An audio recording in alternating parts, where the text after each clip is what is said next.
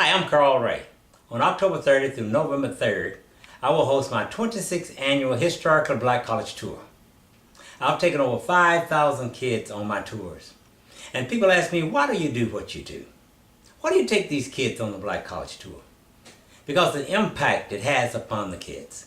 I've had students who never dreamed of going to college, end up going to college, becoming very, very, very successful. And I'm really impressed with the impact it has upon my young men, though I love taking my young ladies too. Check out the clips and you'll understand why I'm so high on this tour. And if you have children, friends who have children, family members, and you want to send them on the tour, I take kids from all over America, calling them on the screen. I will be glad to take them. My name is Emilio Ortega, a graduate of, I went to high school I'm originally from San Jose, California, went to high school at Independence High School, graduated in 1997. After Independence High School, I went to Morehouse College where I got a Bachelor of Arts degree in marketing, business administration marketing, and later on went on to attend Northwestern University where I got my master's degree in integrated marketing communications. For the past 10 years, I've been working in the interactive marketing space, but now I'm transitioning into more doing workshops, presentation, to inspire, encourage young people to pursue their God-given gifts and purposes. So my experience from the college tours, I actually, when I was in high school junior year, I was considering going to a private institution, a private university in California. No thought, no consideration of a black college. Although I grew up in a very Afrocentric home, my thoughts with African American was good, but when it was compared to whites, it was always subpar. So you're always thinking, black restaurants or black institutions, black things are ghetto or subpar than to white institutions. So that mindset stuck with me when I was thinking about college or universities. So my mom and Carl Ray approached me with the opportunity to go on a college tour, and I was like, why would I want to go on a college tour? I'm not going to go there. So I actually went to to Tuskegee when we went on the college tours, and I remember the statue of big Booker T. Washington. There was a statue of Booker T. Washington basically unveiling a cover over slaves, and that statue was a symbol of Tuskegee, of Booker T. Washington, basically unveiling education to these recently freed slaves. And that statue represented what I went through. It was basically Carl Ray unveiling the potential, the greatness, the prominence of African American, the African American culture, the African American experience, and the African American black college life. And so I was exposed to seeing black African American professors on campus, walking the campus with named doctor or professors. With PhDs. I was walking the campus and seeing happy and proud and determined African Americans. And it was first time in my life where I really felt affirmed, really felt in an environment that would affirm me. And so from that experience, I realized that I wanted to go to a historically black college because of what the experience could provide for me. All right, my name is Brandon Jones. I am from San Jose, California. I'm 32 years old.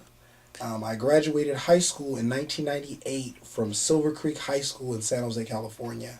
I graduated from college in 2005 from Alcorn State University in Lorman, Mississippi, where I majored in history education.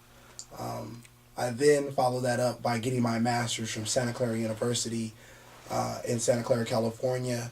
I got a master's in educational leadership, or education administration is what they used to call it. What I'm doing now, I am a advisor or an assistant to the vice principal at a high school in San Jose. I'm currently an advisor at Oak Grove High School. What were my grades like in high school? I often remind the students that I see every day, or some of the students that I sit and talk to about some of the things that they're going through in their lives about my grades. I keep them up on my wall in my office. I had a low GPA. Like I said, I had a 1.0 GPA cumulative graduating high school. And I ended up going to take my ACT anyway. I was pushed to take my ACT. I did that, and I submitted all this stuff to Alcorn State University. I was directed to Alcorn State University, and I talked to their admissions director. And what they had is a summer development program. Basically, you take these college courses in the summer, a full load, 13 hours, and if you pass them, you'll be a college student. I thought that was a pretty serious deal. Going on the tour was an eye-opening experience. I traveled before, and I had been to the South a couple of times, but this was my first time going on a college campus in the South. And going to Atlanta was bananas, and just seeing everybody just out and about, people who were my age. I was 17 and a half at the time when I went on the college tour. I was a senior, and just seeing the people just out and about and going to the classes and seeing that everybody was black, it was just kind of an eye-opening experience for me. Coming from San Jose, very diverse place. Unfortunately, there's not a lot of black people in San Jose, and me coming out of a high school where there were 11 of us that graduated, 11 black people graduated from Silver Creek High School in 1998, and me going to an environment that had all these black people walking around during the tour when we were in Atlanta, and we went to Tuskegee, and then we went to Alabama State. It just was like an eye-opening experience. I just like, man, this is cool. I mean, I wonder what it would be like to be in a class with, everybody who was all black or majority black.